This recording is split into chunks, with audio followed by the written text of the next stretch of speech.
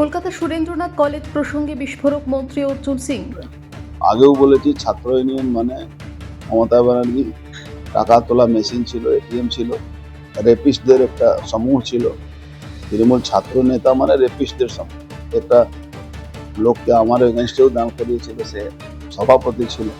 তো এরা একদম মানে কি বলা যাবে, মানুষের শ্রেণীর মধ্যে এরা পড়ে। এরা সব সরকারের ক্ষমতার ভোগ করেছে।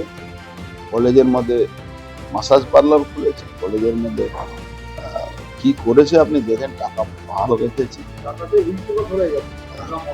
টাকা, মদের বোতল, আর্মস এমিনেশন সবই তো আছে।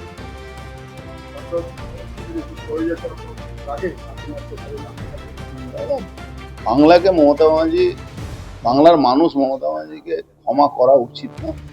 মানে কি বলা যেতে পারে, মমতা ব্যানার্জি বাংলার মানুষের অভিশাপে, মমতা ব্যানার্জিকে ব্যাপক অভিশাপ করে। মানুষ আস্তে আস্তে সব তথ্যগুলো পাচ্ছে। কলকাতার সুরেন্দ্রনাথ কলেজে টাকা উদ্ধার থেকে শুরু করে ম্যাসেজ পার্লার, বিলাসবহুল বেডরুমের হদিশ পাওয়ার পর তৃণমূল সরকারকে আক্রমণ করলেন নোয়াপাড়া বিধায়ক তথা রাজ্যের মন্ত্রী অর্জুন সিং।